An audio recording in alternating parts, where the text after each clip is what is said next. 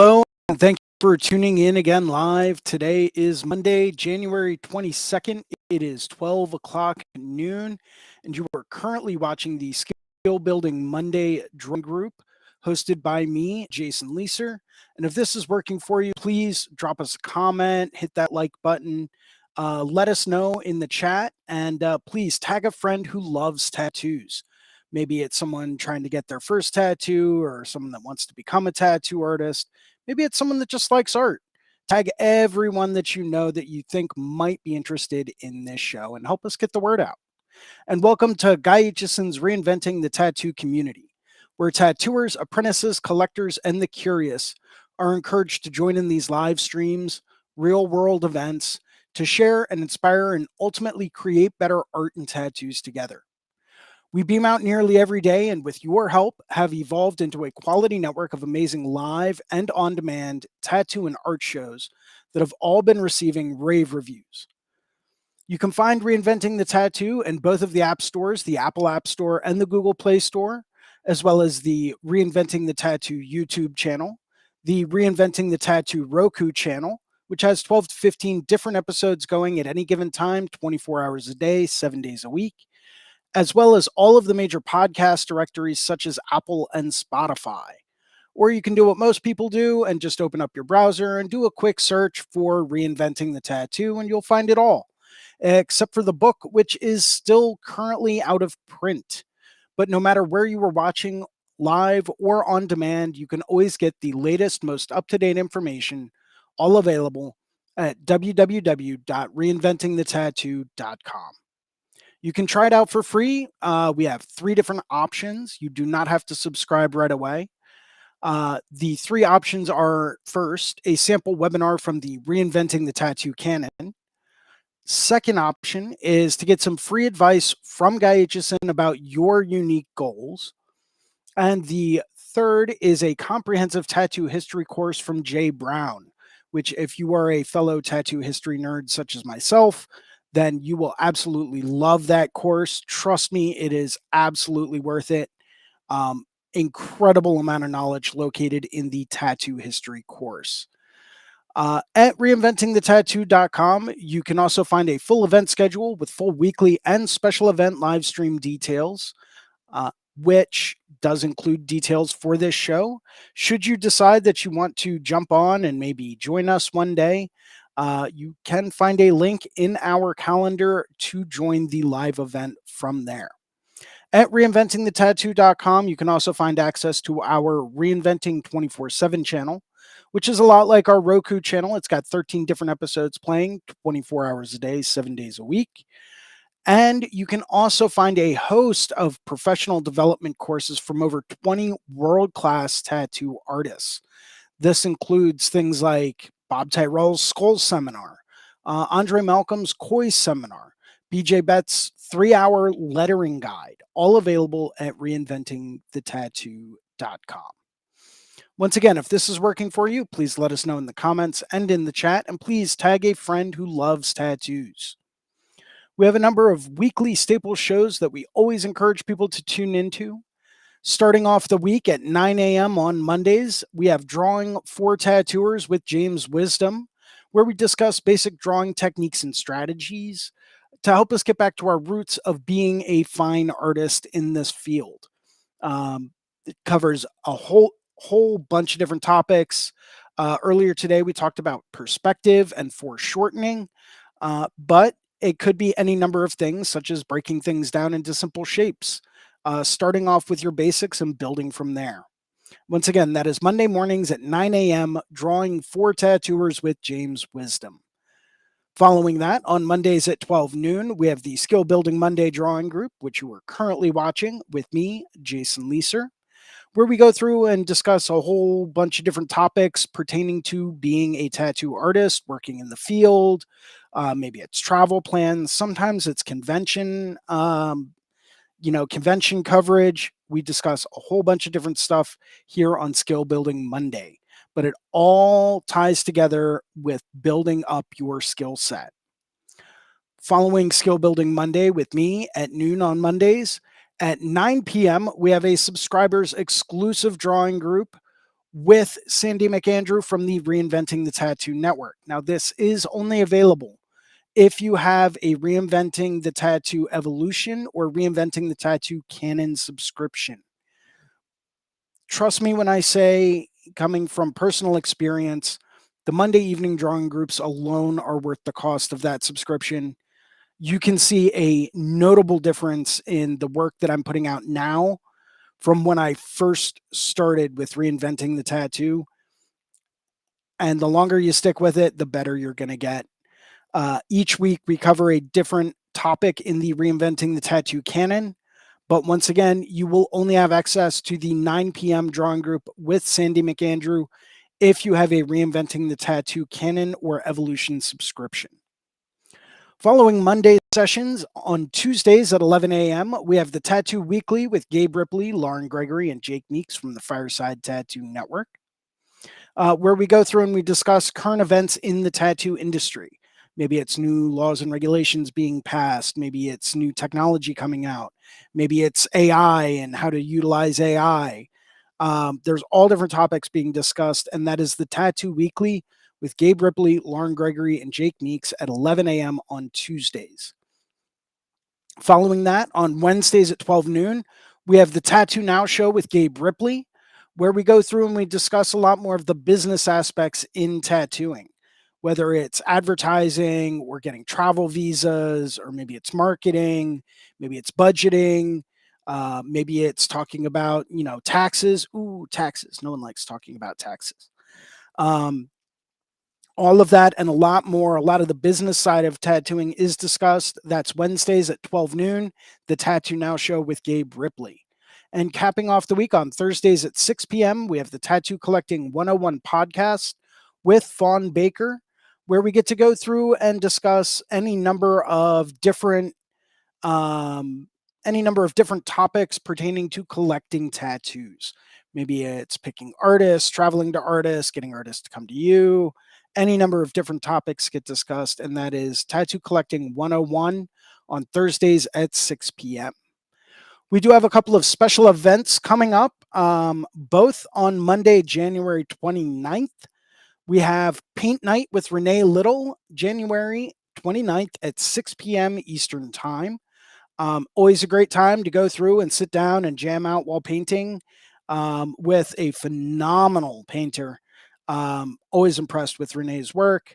I can't really get enough of it, and she's absolutely phenomenal. Take a look. That's Mondays, January 29th at 6 p.m. Following Paint Night with Renee Little on Monday, January 29th at 7 p.m., we have a live interview with Anthony Tex from Deadly Tattoos in Canada. This is going to be an epic interview. You are not going to want to miss this. Anthony is a huge influence on the work that I do, and I'm very happy to be able to get him on here. As well, if any of you have any questions to ask, by all means, please, I'll be putting up my Instagram in just a little bit. Send me a message on Instagram or shoot me an email, jason@reinventingthetattoo.com, and I will be happy to ask whatever questions you might have if you cannot tune in. I would like to go through and take a minute to thank some of our sponsors and some of the people that make these shows happen. Starting off with worldtattooevents.com, the largest, most comprehensive resource for tattoo events worldwide. As we know, living in this post-pandemic era, sometimes events are still getting rescheduled or postponed or put off or canceled completely. So if you want the most up-to-date tattoo event information coming to a city or a town near you, or maybe it's when you plan on visiting, that's how I like to plan all of my vacations, take a look at worldtattooevents.com. Would also like to thank tattoonow.com, technology for tattooers, the leading edge in professional development, management, and digital tools for tattoo artists of all levels. They are constantly keeping everything upgraded and competitive with any type of CRM, mailing list, or scheduling software out there. So if you are looking for the digital tools to help you streamline your process, maybe it's your booking process or whatever, or if you're trying to find the right software out there to reach out to your clients and keep pace with them more frequently, If you are looking for the most up to date tattoo technology, take a look at tattoonow.com. They have literally been in this business since before I ever thought about being a tattoo artist. They know exactly what you need to do to help your business prosper. As always, this would not be reinventing the tattoo without a very personal and heartfelt thank you to the man, the myth, and the legend, Guy Aitchison, uh, at guyaitchison.com. He is the founder and inspiration behind reinventing the tattoo. And you can go to guyaitchison.com where you can pick up a copy of his biomech encyclopedia, some of his custom tutorial DVDs. I think he still has a few custom coil machines for sale. You might want to check on that though. Or countless fine art prints and even original paintings on occasion, all available at guyaitchison.com. Would also like to say a very special thank you and shout out to Amy Nichols over at the Apprenticeship Diaries. If you are a tattoo apprentice or an apprentice hopeful, take a look at the Apprenticeship Diaries with Amy Nichols. It is the number one resource for people that want to get a tattoo apprenticeship and or want to know what tattoo apprenticeships are like, as well as maybe you're wondering if you're in a good apprenticeship. Take a look at the Apprenticeship Diaries. That will help you lay out anything you could ever possibly imagine about becoming a tattoo apprentice. As always, we ask that if you like today's show, please post a positive review on the channel. Help us get the word out. And if you would like to host a Reinventing the Tattoo event or become a sponsor of our community, or if you're looking for a fine art or a tattoo critique, you can always email management at reinventingthetattoo.com. That kind of wraps it up for our intro today. We do have a rather exciting topic today. Let's see. Save. Yeah, just click save. Okay, so maybe it's not super exciting, but it's something that I know a lot of people always kind of struggle with. So it's something that I thought I would touch on today. And that's how to keep your drawings and your tattoo designs constantly creative, and how to, draw the same thing only in a different way, right? Because sometimes we get asked for the same topics over and over and over again. Maybe it's koi fish or flowers or roses or, dragons or snakes or biomech or whatever. Um, you never really quite know what you're going to get asked for, but we have noticed certain trends in this industry if you've been in it long enough. So you got to keep stuff fresh, right? I like to draw a lot of flowers. So one thing that I always try to think of is how can I put this at a different perspective? Um, and even just having certain things at different perspectives can really completely change the way something looks, right? Start thinking about whatever it is you're drawing on. Maybe you're drawing on an iPad, maybe you're drawing on tracing paper, who knows? But start thinking about things with perspective, foreshortening, and think about the surface that you're drawing on as a three-dimensional space, right? Really utilize that. That can make a world of difference in what you draw just by changing certain angles of certain things, right? Maybe maybe you get asked to do a lot of daggers, right? And typically daggers are purely vertical. Great. Awesome. Who doesn't love a nice dagger? It's great, fits in awkward spots, can look really cool depending on what's around it.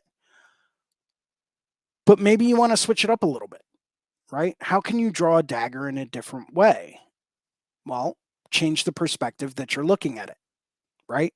Maybe have the point coming towards you at an incline. Maybe have the handle coming towards you.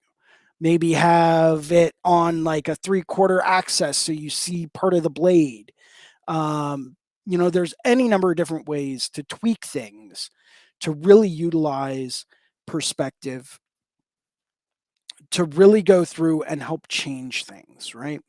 And what that will do is that will allow us to think about things in different ways so that we can draw the same thing in a whole host of different ways, right? And that's going to keep things fresh.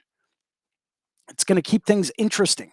It's going to keep things changing. It's going to keep things new and different, you know? So if all you draw is daggers or all you draw is snakes, or maybe those are just your favorite things to draw, right? Try utilizing perspective a little bit more. And I think you would be surprised at how much it'll actually change what it is you're drawing. And that tiny little bit of a change can make drawing the same thing over and over and over and over and over and over again really, really different every single time you draw it. Um, Once again, think about whatever surface you're drawing on as a window. This is something I was taught in art school and it's stuck with me ever since. That piece of paper that you're drawing on, it doesn't matter if it's letter paper or an iPad or whatever, that flat surface that you are drawing on is a window into a space that has light, it's got depth, it's got perspective, it's got any manner of different things, right? And that can mean a world of difference if you just change the way that you look at the surface that you're drawing on, right? Certain things are going to be coming closer to you and they're going to be bigger. That's called foreshortening. Maybe you want to change where your horizon line is or your perspective on it. Maybe it's more of a top down perspective. Maybe it's, um, maybe it's a different look or a different feel, or maybe you're looking at something from underneath. That can give a very different perspective. Say you're drawing a flower. Well, what would that flower look like really at the underside of it? Maybe with just a little bit of the top of the flower peeking out. How would that look? How could that work with whatever it is you're asked to draw? I like to utilize perspective and space quite a bit whenever I'm drawing certain things like dragons or snakes, just because by changing the way that you angle things, how big things are when they come towards you, how small they are when they move back, when you really exaggerate that, you can really utilize an entire three-dimensional space to its fullest potential to really give some things a little bit more of a dynamic composition and a dynamic design. Um, if you ever get stuck drawing things, and this happens to me a lot, right? I'll take whatever it is I'm trying to draw. Maybe it's a chrysanthemum or a rose or a snake head, right? And I'll sit down and I'll try to draw it in every possible angle I can, making each one a little bit different. Maybe I'll have one moving away from me. Maybe I'll have one coming towards me a bit more. Maybe not at like that classic three-quarter perspective. Maybe it's a little bit more forward, but it's not quite straight on. Maybe I'll rotate the head a little bit. Um, Try drawing it in as many different angles and possibilities as you can. Then find the one that you find to be the most interesting or the most different from what you're usually doing and use that. Um, it's going to make things a little bit more challenging, but that's only going to pay off in the long run, right? Because the last thing we want to do as tattoo artists, and this is coming from a number of years of experience and talking to people that have way more experience than I do, one of the things you absolutely need to do is keep things interesting. If your work gets stagnant, if it starts looking the exact same every single time, and people keep coming back to you and they want, this skull that you drew, cool, but let's change it up, right? Keep it different, keep it interesting. Um, Maybe do things at different angles or the same angle, different light source. Give it an interior light source. Give it, instead of lighting it from this way, light it from this way, light it from underneath. That always changes things up and can give things a completely different look. Um, these are just some of the things that, I've kind of found to be super, super helpful. in my time to just to keep things interesting, just to keep, you know, drawing the same thing over and over again, different, so that it's still interesting, and that's the best way I can put it. Because who wants to draw the exact same rose 10,000 times? Maybe, yeah, if, you are trying to understand it and really develop your technique, totally fine, not a problem. But if you're trying to draw different things and you're trying to keep things interesting, keep things fresh, um, trying to put your own spin on certain things, utilize perspective a bit more, and I think you would be absolutely surprised at how things turn out. I'm going to throw in a little bit of AI generated background music, and I'm going to start working on another chrysanthemum. Anyone that's out there that might be watching that feels like jumping in, by all means, please feel free to. We are going to keep today's session a little bit shorter, as always. So we'll probably finish up around maybe, we'll give it a half hour and see if anyone jumps in. And if no one jumps in a half hour, then we'll kind of close it down. But I'm going to start working on trying to draw a chrysanthemum with a little bit of a different perspective to help illustrate what I just said. So let me go through. We'll start this. Nah, I don't like that.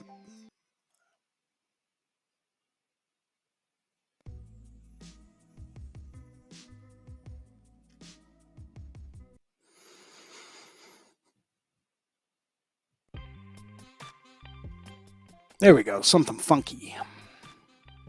If anyone has any comments, Creatures Cave, welcome, welcome, welcome. Thank you. Viola, hey, how's it going?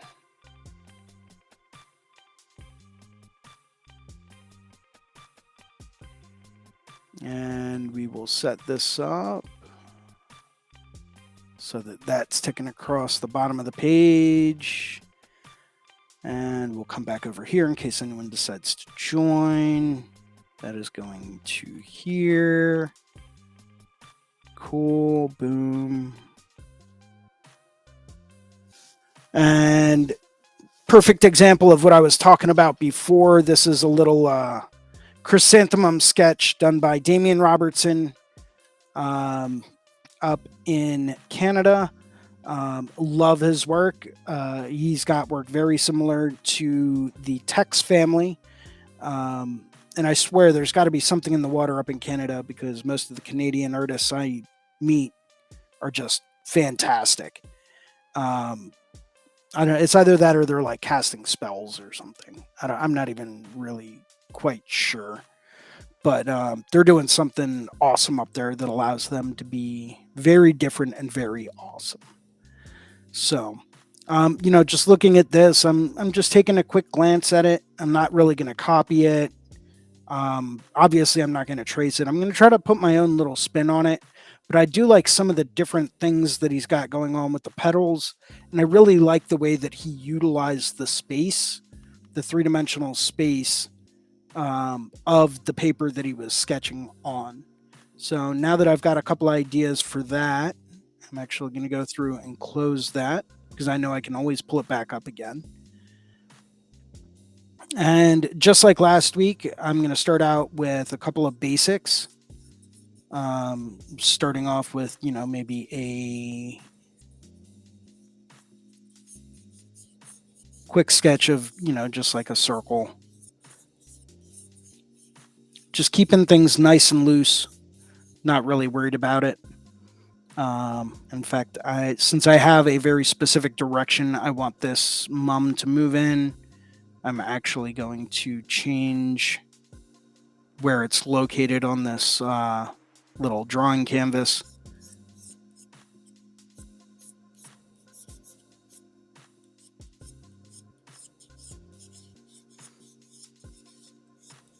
A couple of targeting lines just to show direction where I want my center line to be. Sometimes I'll actually go through and I'll draw another one on the opposite side just to illustrate to myself where, the fact that this thing is a sphere, and how do I want that sphere to look. This center line will come across, and that will come down a little bit. This is also going to give me a good idea where the center of the base is, right? So I know that this spot here,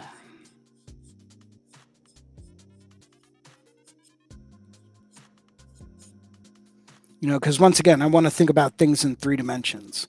If I'm looking at this as a 3-dimensional object, I'm going to look at a single pole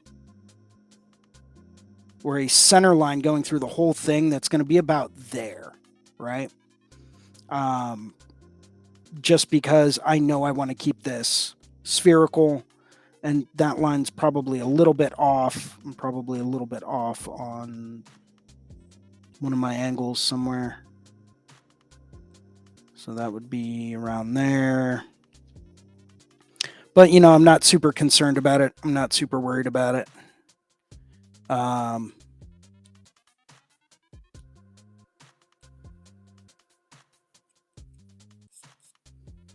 Because I'm going to be drawing over this whole thing anyway. So that's going to be good for my base. Now let's go back to here, and I'm going to go to a little bit of a darker color. Once again, breaking everything down into basic shapes. So I'm going to draw, I want this chrysanthemum petal to be really coming towards me a bit more. This one will be back a bit further.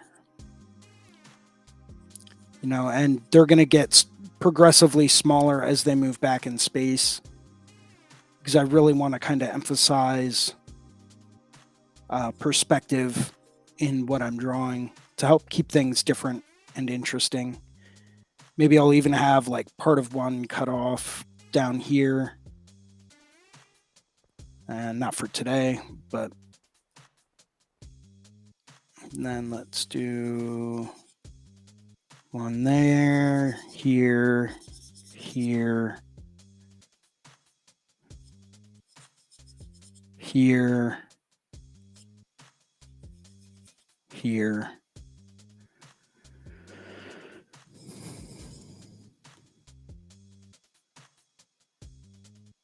Good. Good.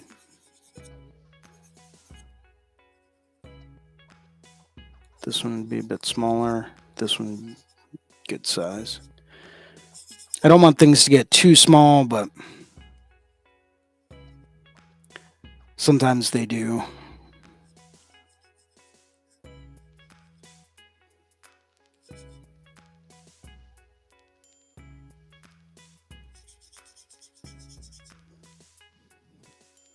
So for now that I've got like some individual like petals pointed out, give that one a little bit of a different spot. Switch over this a little bit less opaque, switch over to a new layer. Now I'm just going to keep things super loose, super sketchy. Just trying to trace out where these petals would be going. I'm not even worried about the interior petals just yet, because I'm going to do that on a completely separate layer in just a few minutes.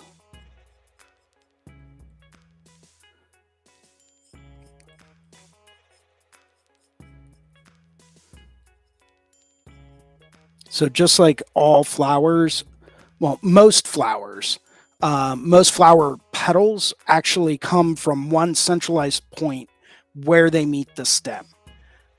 Because they come from a centralized point, we're always going to want to remember where that point is and try to make sure that all of our petals that we draw go back to that center point. Because that is where they originate from on a natural flower.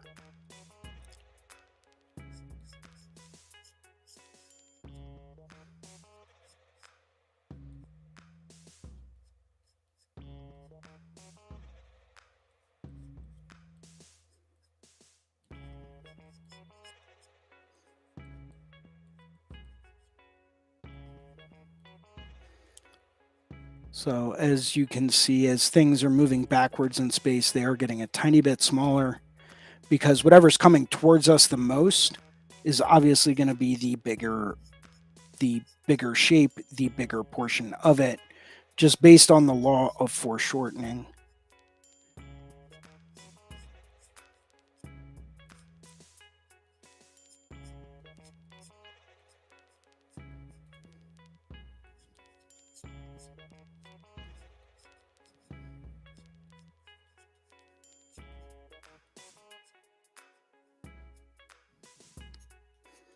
Just trying to very roughly sketch out the way that a petal would kind of curl.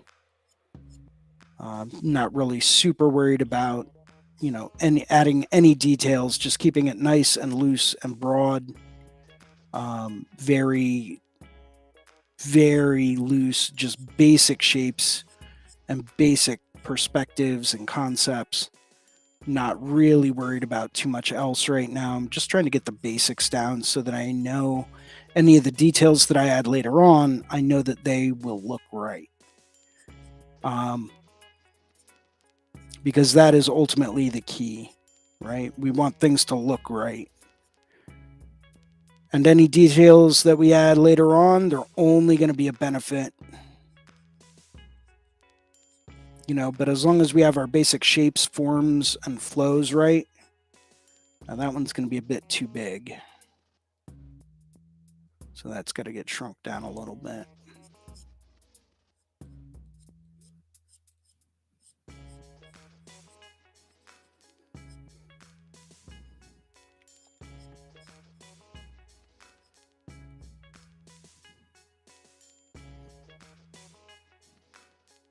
Maybe we'll add another one here.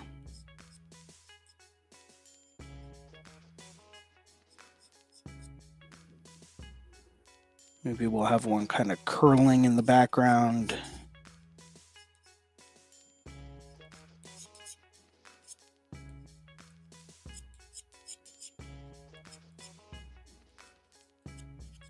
Kind of mostly obscured, but just a little guy back there.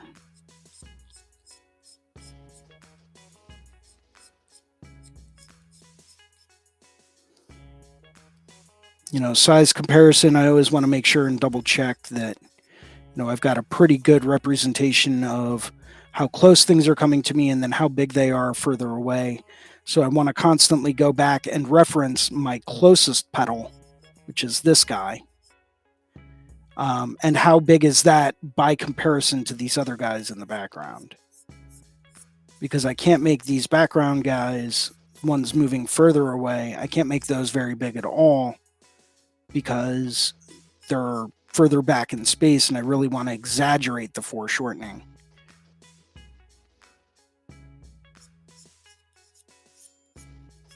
That does typically mean that they will be a little bit thinner.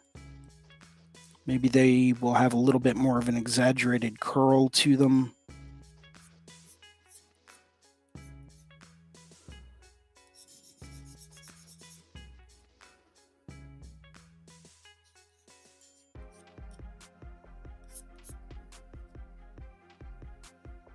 Maybe we'll do one back here.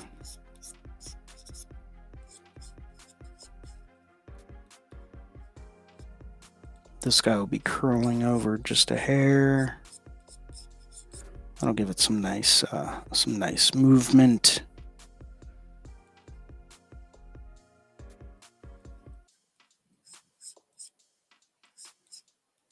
That can come down here.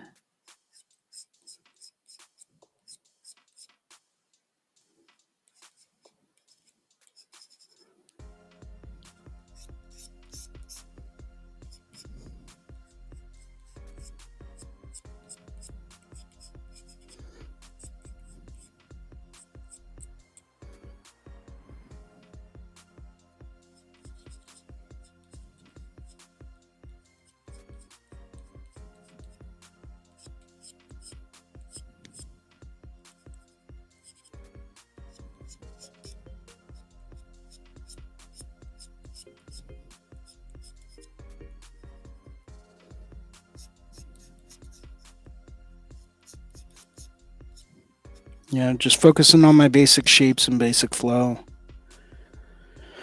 Maybe I'll have another little guy back here.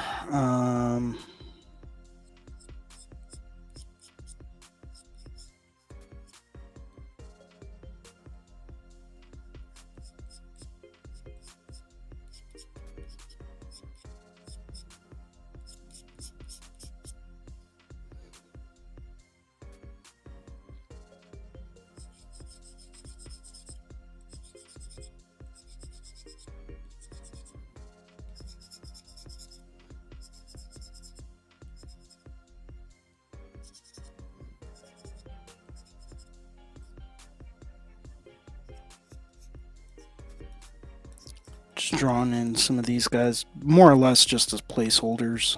Not even super concerned about the interior just yet. So now we'll add another layer and we'll go a little bit darker and a little bit more blue. That'll help separate out the layers.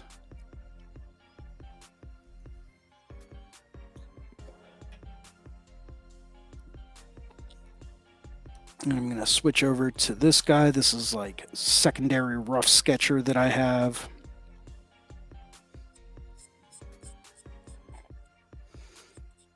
Making sure that I'm, just kind of sketching along.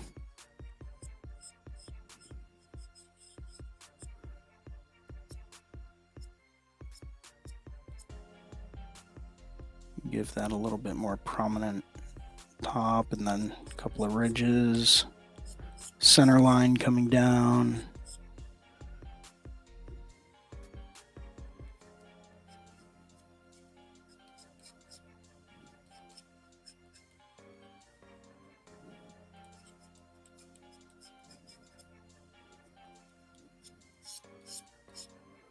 Center line coming down. I always try to make sure that I draw those center lines. That way it keeps everything, that way it keeps me kind of balanced as far as, okay, what angle is this one at? What angle is that one at?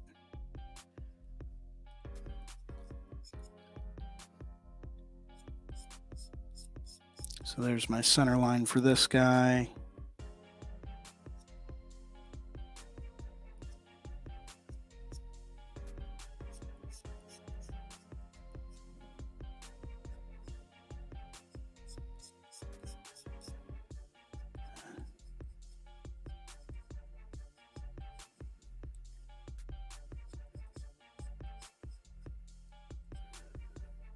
Maybe I'll come back here and I'll give this a little bit more of a sharp kind of bend as opposed to a curl. Same thing up here, center line.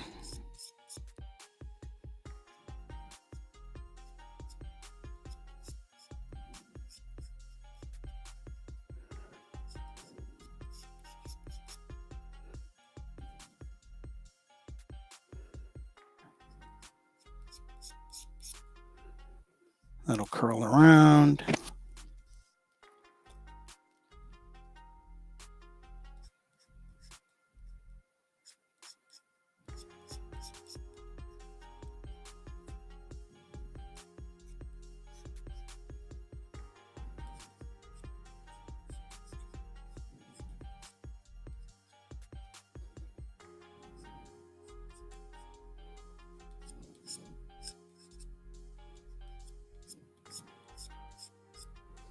Center line.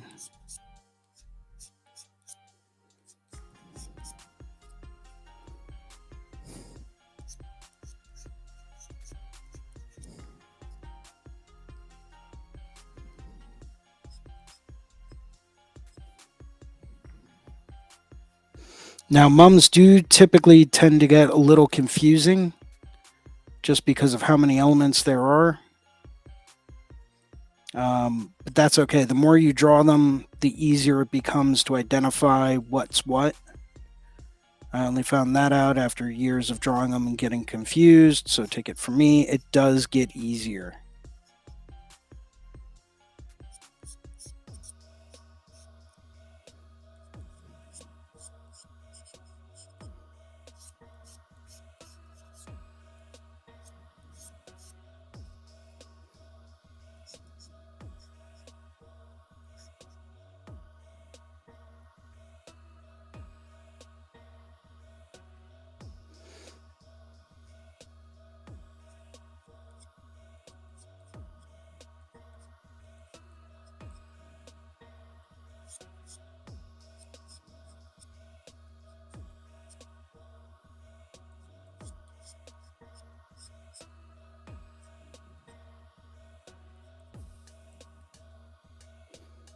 So I'm starting out pretty big, right? This guy's a big old chrysanthemum petal coming right at you.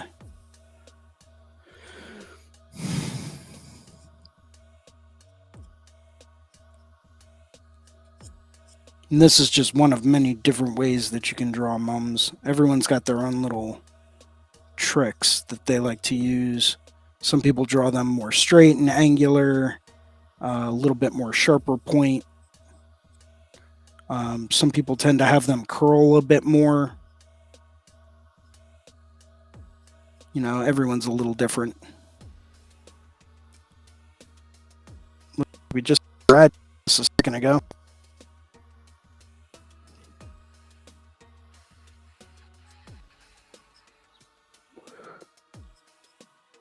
There he is.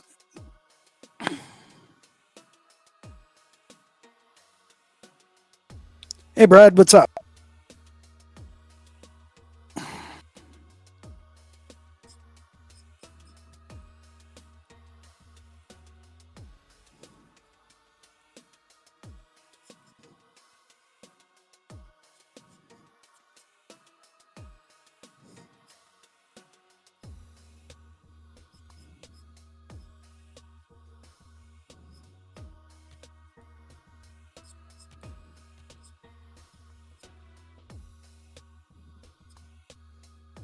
Something super, super loose. Not really worrying about much, not erasing at all. And that's kind of the key to like keeping things loose. Stop caring about the final product and just let your hand do what it's doing. Hey, Brad. Hey, Jason. Having a hard time with the technology today. Yeah, we all have days like that, man. It's no worries. It's a little tricky on my phone here too, but nice chrysanthemum. Chrysanthemum. Yeah, I've been fortunate enough to have a few friends that are chrysanthemum drawing geniuses. Like, these guys make me look like I'm coloring with crayons, and they've also been drawing them way longer than I have, so I can't put myself down too much. My one friend's kind of known as the chrysanthemum king because he's so proficient at drawing them and sketching them. He doesn't even really have to think about it. He'll just put a pen down and draw a couple of little like ripples, and next thing you know, it's a petal. And I'm like, how did you do that? And he taught me a few tricks, so just trying to pass some of that on. Yeah, I'm still pretty new to those types of drawings. They're on my list of things to study though, but the Monday night classes keep me pretty busy as it is. Yeah, the Monday night classes are worth it, man.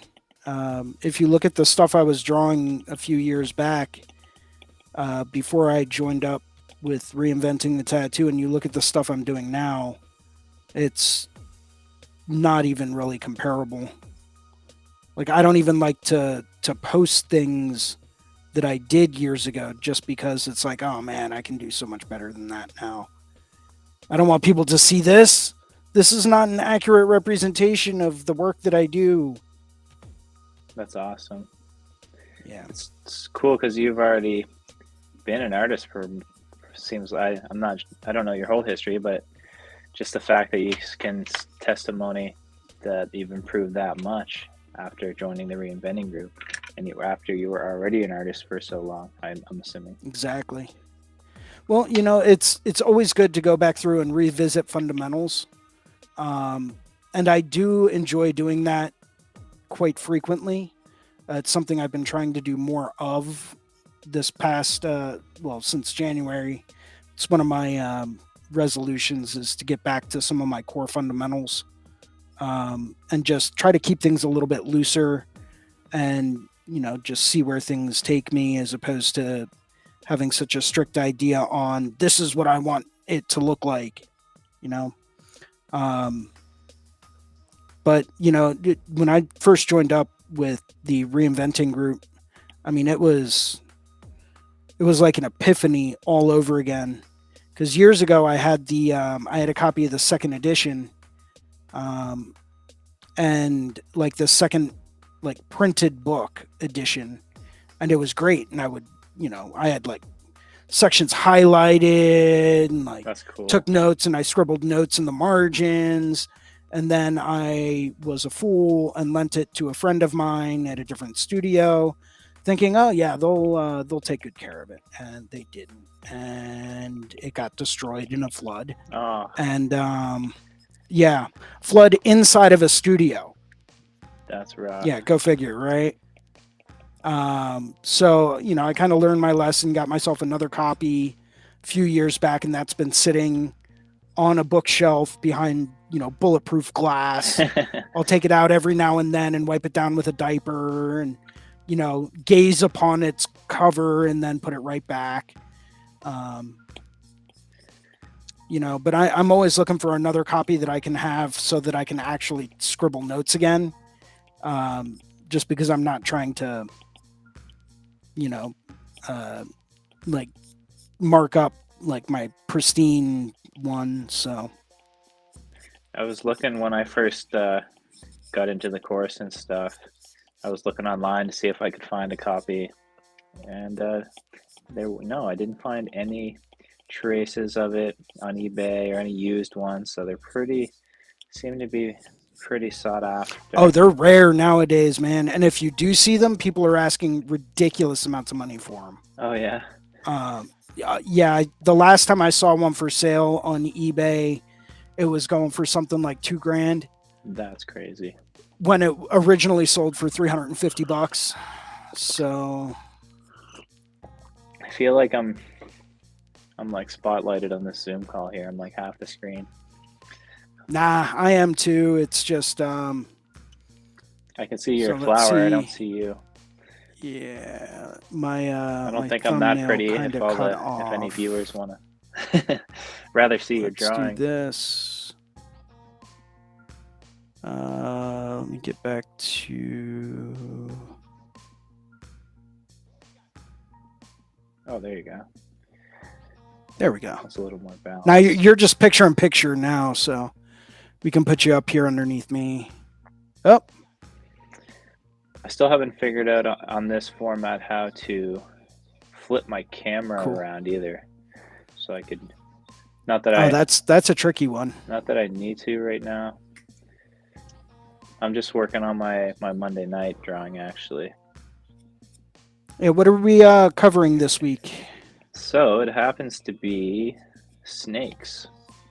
And if you remember, my favorite. Yeah, you gave me a quick tutorial last week on a snake. Oh, I can draw snakes like no one else, man. I've been drawing snakes. I spent 2 years studying them and just like trying to draw them in every way you can possibly imagine.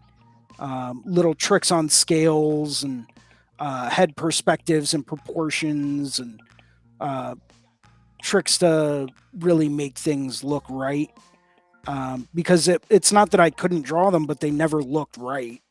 They never looked proportionate, and I always ended up drawing like, if you've seen like the typical Japanese style snake, how it's got like this monster head and then like this really, really thin body. That's the way all of my snakes looked, right? And I was like, there's got to be a better way to do this. Got a hold of a few books that helped me out with a couple of different things, just getting proportions correct and, teaching me how to do scales in different ways and stuff like that. And, I spent 2 years just like studying and drawing them and drawing them and drawing them. And then when I got done drawing them, I would thumbnail them. Then when I got done thumbnailing them, I would go through and I would take a thumbnail and I would redraw it and I would blow it up. Then I'd draw it again, so it's all about just like repetition and learning through repetition. Yeah, that's the best way to learn. I wish I was that dedicated. Right now I don't have a lot of time to do that stuff, but I do have time. then I. That's what it takes is time. That's all it does. That's all. But even just the small amount of time that I can do, I can definitely feel improvements. So something to be said about repetition. Yeah, so that's something that when I was, one of the many things I got taught during my first apprenticeship was, I think we were talking about drawing roses one day, and I remember asking a guy, one of the guys that was teaching me. I was like, "Oh, hey man, how do you draw a rose? Like, I love the way that you draw your roses. Like, you just like draw them straight on there, and they look awesome. Like, what? How do you draw them? That's different from the way that I draw them." And he showed me a couple of things, and I went back to him like a week later, and I was like, "Hey man, can you show me those tricks again? Like, I've been trying it, here and there, just whenever I get the chance to sketch and whatnot, just not getting it right." And he's like, "I showed you once." He's like, you're telling me you don't have 15 minutes a day to practice that? He's like, "Take a sketchbook with you the next time you go into the bathroom and you take a dump." He's like, "Sketch while you're taking a dump, man. Find every chance available." He's like, "Because I'm only going to show you this one more time." And I was like, "Oh, okay." So so that's what I used to do. Anytime I would go and have to go to the bathroom, and take a little sketchbook in with me, and take a couple of minutes and just do a quick little sketch. And then next thing you know, it's like, not only did I pick up on those little tips and tricks, but I created some of my own to give them different looks, all from just taking 5-10 minutes a day. And granted, yeah, there were other times that I would sketch and draw throughout the day, not just when I went to the bathroom. But, it's like if you find 10-15 minutes a day to just sit down and dedicate to sketching and figuring something out, you would be surprised at how much progress you can make in a year. And all it takes is, 15-20 minutes a day. That's speaking to me right now. It's kind of like my resolution this year to get into it.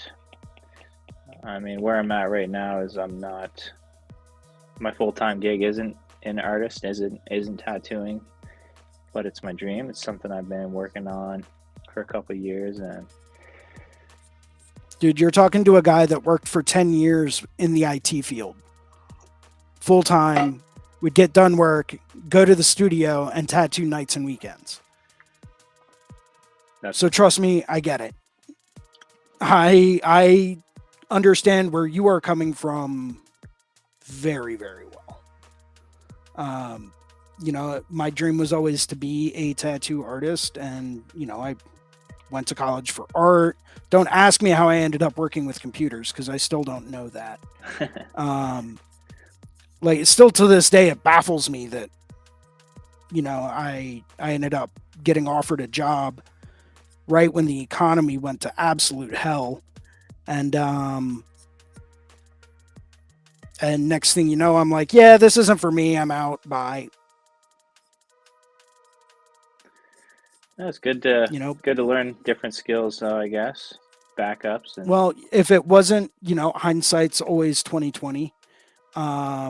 If it wasn't for the fact that I worked that job, I wouldn't have the skill set that I needed to really do these videos, these podcasts.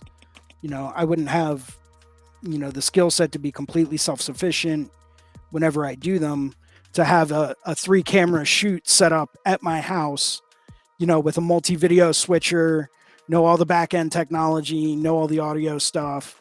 I wouldn't know how to go through and set any of that up, and I would be completely dependent on someone else for that. So it really did me a service when it comes down to, even just getting into stuff like this. And you never really quite know how things are going to feed off of each other later on in life. So sometimes you just got to kind of ride with it, but there's always a silver lining. And you can always find a way to take whatever it is that you are currently doing, and apply that to what you want to do later on. Yeah, man. So you just, sometimes it's about patience. Yeah, if you can take something positive from all your experiences and use them to keep building yourself up, can't go wrong. And I definitely can relate to that. Like some of the skills that I've learned over the years have, you can apply it in every aspect of life, and definitely, hopefully, can apply it to tattooing in the future. I will say there is one skill that I'm a firm believer is universally, absolutely a universally critical thing to learn, and it's something that I will advocate until the day that I die, that everyone that's out there that has learned this will succeed, and that's patience. If you can't have patience for the long run, and the only things you're thinking about are the short interim, then I'm sorry, but you got a long road ahead of you. Wisdom. Patience is a divine key in success. Things don't happen overnight. Rome was not built in a day, and nor was it built by a single individual. That's what I tell myself, remind myself. Keep doing those repetitions, right? Rome wasn't built in a day. Some of these Monday night classes are like, oh man, this is like, how am I even gonna spending like 8 hours on a single exercise? And every week I tell myself like, okay, I'm gonna do something super simple. Like if this was a real tattoo client and they just wanted a small, just gonna pretend they want like a small couple hour session or something.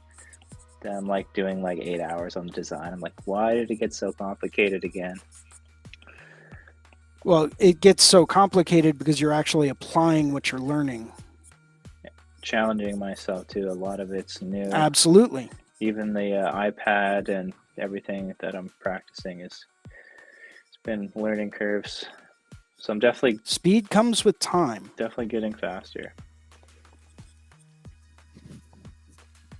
Speed comes with time. Unless you are an absolute 100% prodigy in the tattoo community. There's only a handful of those that I have ever met in life.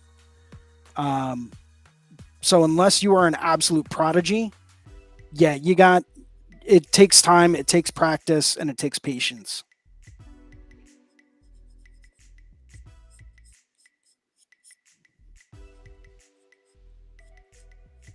Yeah, I feel like I'm definitely taking the long way. I heard another expression I really liked. If it comes back to me, I'll mention it. But try not to jump right into things, like especially I tried to get an apprenticeship local for what I took some of my stuff out to some shops and had a few buddies and tried that a couple times, and they weren't looking for apprentices at the time, which is all cool. So I just kind of kept going and learning and got the Reinventing group, and I got a couple other online courses, and I'm at the point where I got to the point where I'm like, I don't even think an apprenticeship could give me a better education than what I've found. And I have a few buddies that are tattoo artists who I can ask questions to and stuff, so that's been really great as well. So I'm doing like the practice skin, and listening to like tattoo podcasts. Some artists are talking about different equipments, different limitations, and there, I will say, man, there is absolute gold out there. If you're someone that you don't mind listening to podcasts, say you're outside mowing the lawn or whatever, I throw on podcasts. Like I'll listen to everything Fireside has ever put out. Mm-hmm. I'll listen to what was the other one? Um, I think it's So You're Kind of a Big Deal. Is another one.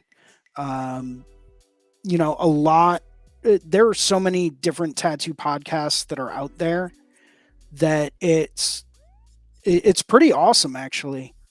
I really enjoy listening to them, and I'll listen to old interviews with some of the founders of the tattoo industry.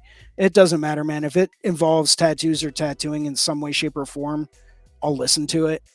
Um, but there's a lot of really, really good information out there, along with a lot of very purposefully misleading stuff as well. So it's kind of going through and filtering out the stuff that doesn't necessarily apply, and then paying attention to the stuff that really does apply, that's really kind of universal.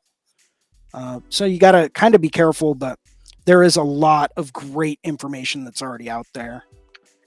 But I'll tell you what I've told other people in the past when it's come down to getting an apprenticeship. And I've had a lot of different people ask me about stuff dealing with apprenticeships before.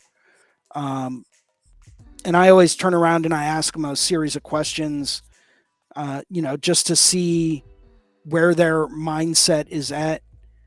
Um, but I'll flat out ask them. I said, okay, cool. So you stopped by one time and you asked them if they were looking for an apprentice. They said no, and you left. Well, was that your first time in the studio? Well, if they said yes, well, it's like, okay, why haven't you gone back? Well, they said they weren't looking for an apprentice. So, doesn't mean that you can't go there and ask their opinions on art, designs, sketches. Uh, invest your time into getting these people's opinions, because these people are already doing what you want to do. Mm-hmm. Get their opinions, get their ideas, figure out what you need to work on, and build that kind of a relationship with them. I mean, hell, get tattooed. You're definitely going to learn more if you get tattooed. Yeah, for sure. And that's how I got a lot of my tattoo buddies, just from absolutely hanging out at the shop and getting it. Yeah, when I went in to speak to them about an apprenticeship, I guess I didn't really go ask them, because I thought that's kind of going in and asking for stuff can put up, boundaries right away. It's immediately going to put up a wall. However, I will say this. So when I was coming up in the industry, I went through 2 apprenticeships. I never asked for either one of them. They were offered, because I literally made myself indispensable for that studio. I would come in and I would hang out and I would just draw. And I would get all of the artists' opinions on what can I do to make this better? What can I do to make this more tattooable? What can I do to make this a more desirable design? And I would be there 2-3 times a week, just hanging out, picking their brains about art and design, so that I could work my way into even just drawing designs for people that wanted to get tattooed. I eventually got to that point, and I think it was like a week or 2 after that, the owner turned around to me and he's like, so here's the deal. You want to learn how to tattoo? We'll teach you how to tattoo. And I was like, okay. Nice. And I didn't even have to ask for it. It happened. All because I invested time. And investing your time is probably, and I've talked about this too on the Apprenticeship Diaries podcast with Amy Nichols. I've listened to that one too. When you invest your time, that is the most precious thing that we have in life. So the more time that you're willing to put in to investing into that location, into those artists, the better your chances are going to be that they're going to turn around and offer you what it is you're looking for. Yeah, I feel like those are really good tips for someone who's looking for an apprenticeship. I feel like things have changed since COVID and everything. Oh, yeah. So I feel for people that are trying to get an apprenticeship and struggling right now, because you can't have those extra people at the shop, or at least, back when everything shut down. So that was another barrier that I was facing. Right now, I'm not actually looking actively, but my strategy prior was to just kind of go in and ask people if they had a minute to check out some of my art and give me any feedback, and everyone was open to that, and everyone, checked out my Oh, stuff, absolutely. gave me some feedback, met some people, and I even came really close to getting a couple apprenticeships. So I was working it. Yep. And that's what you got to do. It's anytime anyone asks at the studio I work at if we're looking for an apprentice, the immediate answer is no. Every single time without fail, the answer is no. And if they turn around and they walk out the door, well, then there goes a very lengthy conversation, right? Because we're not necessarily always ever looking to bring people into the fold. But if you work your way into it, if you take that time and you invest that time and you just want to get better at drawing tattoos, and you get to that point where the stuff that you're putting out is good enough that we don't want you going anywhere else, then you're getting a job. Yeah, it's cool.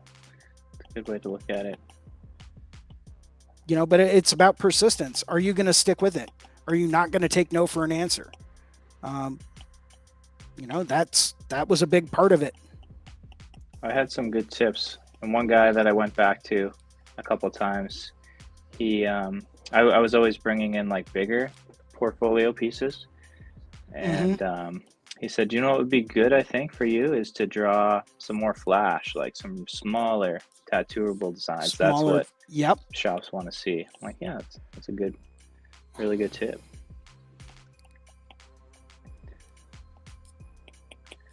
Yeah, small little banger stuff, man. That stuff can do the trick very easily.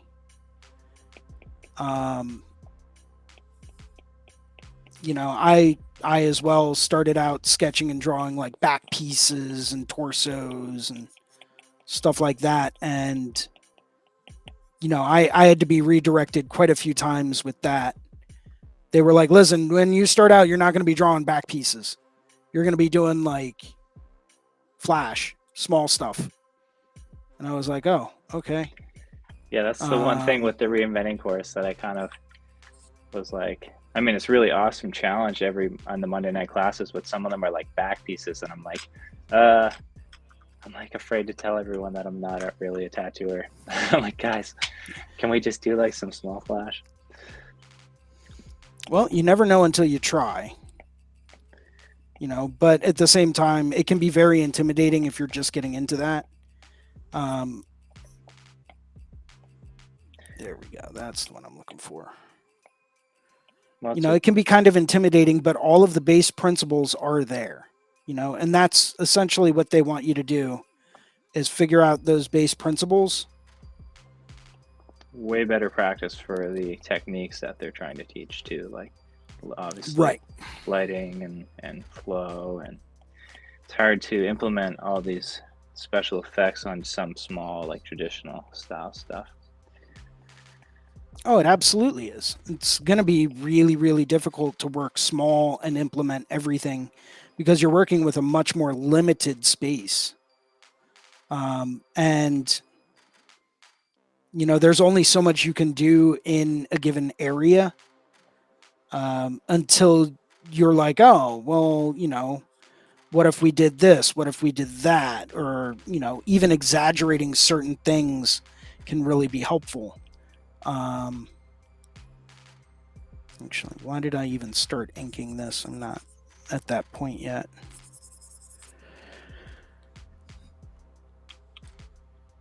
Yeah, sometimes I do things and I don't know why I do them. Let's do...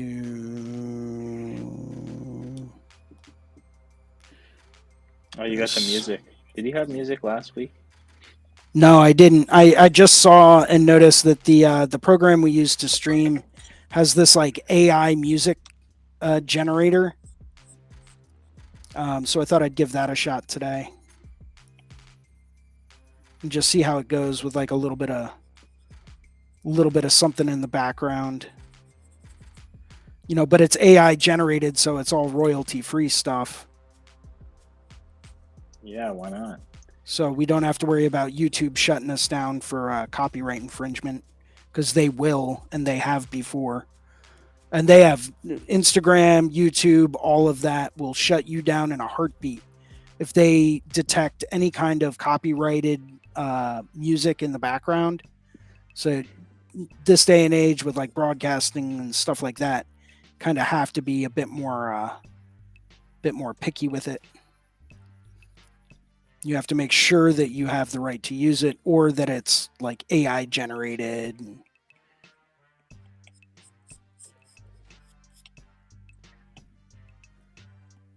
Hard to keep up with all the technology. Crazy. Oh, it absolutely is, man. Technology is the biggest blessing and the biggest curse. I was even talking to a coworker of mine the other day about AI and AI generated images, and what's their perspective on it, and they broke some stuff down for me, and it took me like a full 2 days to process the information this guy was throwing at me. He's like, there are a lot of really, really big name artists out there using AI to generate images, um, you know, outside of just inspirational stuff. There are guys out there literally posting up AI generated concepts that they want to tattoo, and they're getting a lot of clients based off of it. And I was like, dude, that's mind blowing. And he pulled up specific examples too. And that it made me kind of sad. But I sometimes it is hard to pull up new concepts, new ideas, new fundamentals, new ways to do the same concepts over and over again. That's kind of why I wanted to touch on that topic for today's session, was just to try to help spark people's ideas with other stuff. Get a concept together, change a perspective on something, light something differently. Utilize your foreshortening, utilize your perspective a bit more, to change up whatever it is you're drawing. Say you normally do a 3/4 view dragon head, switch it up.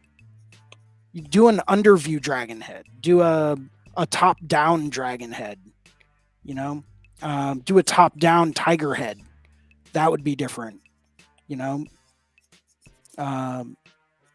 Just by changing that, you can change things and draw things in a different way. You don't always necessarily have to utilize something like AI in order to come up with a new concept. I mean, it can be helpful, don't get me wrong. I've played around with it a little bit for inspirational stuff, but when it comes down to it, I don't think I could ever just generate something on AI and then post it up for grabs. It's just not who I am. I feel like, yeah, you kind of just feel like it's cheating or something. I don't know. It is, but it isn't, because those are images that have never existed before, right? AI is literally creating artwork for people, and that's fine. It's original works. You're not going to get the same thing ever again, which is cool. And, maybe it's good for a different way to look at something or a different type of inspiration. But when it comes down to it, I'm one of those people where I would just prefer to draw my own thing. And, maybe it looks kind of similar to something someone else has drawn, but it's still going to be drawn my way and my style with my elements that I like to utilize. And that's what's going to make it mine and what's going to make it unique. And there are a lot of great artists out there like Steve Moore, James and Anthony Tex, Phibbs, any Sean Cousin, Rob Halford, all these guys. They're drawing stuff literally from their mind. Oh, Shane Ford's another great one. They're drawing stuff from their mind that you will never see AI generate. because their style is so unique and so distinctive that AI could never mimic it, right? And I think that's ultimately the goal of a lot of tattoo artists out there, is to put their own fingerprint on things so that no matter what it is that they draw, it's going to be uniquely and distinctly theirs. Now, you have tattooers that are out there that are maybe they only like to tattoo realism stuff, and so it doesn't necessarily matter if what they're coming up with is, completely unique, because they're essentially, doing something that's realistic, so they need a photograph. But that doesn't necessarily mean that it's going to be distinctive, because they're literally working off of photographic images. And that's fine. You do you. If that's what you enjoy doing, cool. But I would rather, personally speaking, I would rather get tattooed by someone that has drawn something by hand that never existed before than to go through and have someone use AI to generate an image that is based off of something more realistic. That's just my own personal 2 cents on it. And I'm not saying there's anything wrong with people that use AI, or that there's something wrong with people that use it to generate, concepts. But it's always going to have that kind of AI fingerprint, and it's not going to have a real artistic signature, if that makes any sense. Mm-hmm. Yeah, it definitely makes sense that it would be super useful to generate reference images or help if you're having a hard time finding a specific reference image. But even just for this Monday night, my friend, I was talking to him on the phone. He was like, man, I'm playing with this AI thing. Like, it's super cool. I'm like, really? Can you generate me a picture of a snake shedding its skin for the, so he sent me a text with it in, and it's like, oh yeah, it didn't really capture like the shedding the skin part and the snake itself. It was cool. It generated the snake with like 2 heads, and the body, the way that it displayed the snake's body was in like donuts. So like the body was connected in rings. So it was like the anatomy was kind of flawed. Right. So it's like, okay, I can see where the AI maybe made a mistake there. I mean, maybe it's cool if you interpret it in a different way, but I can see what you mean maybe about the AI fingerprint. Yeah, there's always going to be an aspect of it, to me, that is, you should be able to tell. I mean, sometimes you can't. More power to you. And if you've got an AI generator that's that good, by all means, let me know what it is. But to me, there's always going to be an aspect of it that's non-human, because it is the flaws that we have in certain things that almost act like a fingerprint. But if you're using AI to generate an image, it's never going to have that kind of a fingerprint.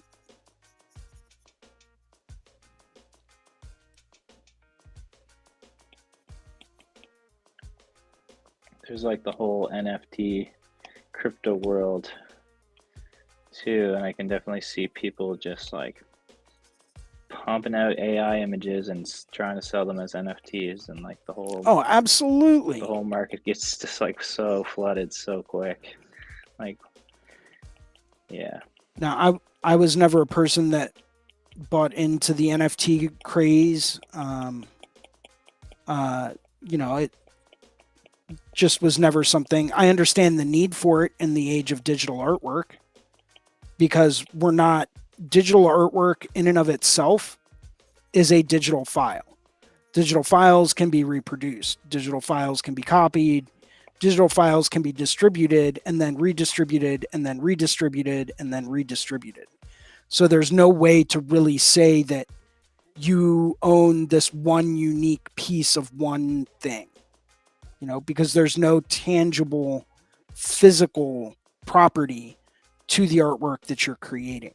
It's a digital file. Because of that, I understand the need to have NFTs, right? Because if I come up with a digital sketch or a drawing or whatever, and I sell the rights to it to one person, and it's not an NFT, who's to say that I can't turn around and airdrop it to my friend for free? You know what I'm saying? Because I still have the original file. I still have all of the access to everything that I created.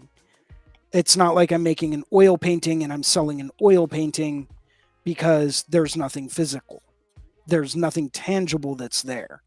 So in order to go through and put like a tangible aspect to something, you have to have some way to authenticate it as being original, as being the only one of this ever. People can still rip off a design. People can still go through and, distribute, take a screenshot or whatever it is, but it will never be the original because it doesn't have an NFT attached to it that says that this is the one, the only, and the original of this work of art. So they can do that, but it's going to have a lot lesser value. So like I said, I did understand the concept behind the NFT craze. I just never got into investing into it because it just wasn't something that I ever wanted to invest in, I guess. Probably a good choice, since most of them lost their value. But if there's a few that are still holding well, a few projects, and I'm a little bit into that space, but no, I'm not into really, I don't have any NFTs, so I just looked into the space a little bit. But yeah, I definitely get the concept of it. In the digital age, it's like, I don't know, I feel like it's just so much harder to make something hold its value because of everything's so oversaturated in the digital space. Same kind absolutely. of for creating like a social media platform or everything. Well, now everybody can make a YouTube channel, and what's going to make you stand out and stand the test of time, or your artwork for that matter. I heard of exactly. I don't know if this is a real thing or not, but like imagine like getting a tattoo and then you would own the digital artwork as an NFT representing that tattoo. I don't know if that's a thing. I think Jesse Smith is doing that. Jesse Smith from Loose Screw Tattoo. I could be wrong, but I know he started to really dive into the NFT world for a while, and I know that some of his clients, he would actually give them he would generate and create an NFT for their specific tattoo design, and that was part of getting tattooed by him. Was you not only got an original tattoo done by Jesse Smith, which in and of itself, in my opinion, is priceless, but he also gave you the NFT to prove that yours is the original and the only one out there. And I thought that was pretty cool. Yeah, that sounds really cool.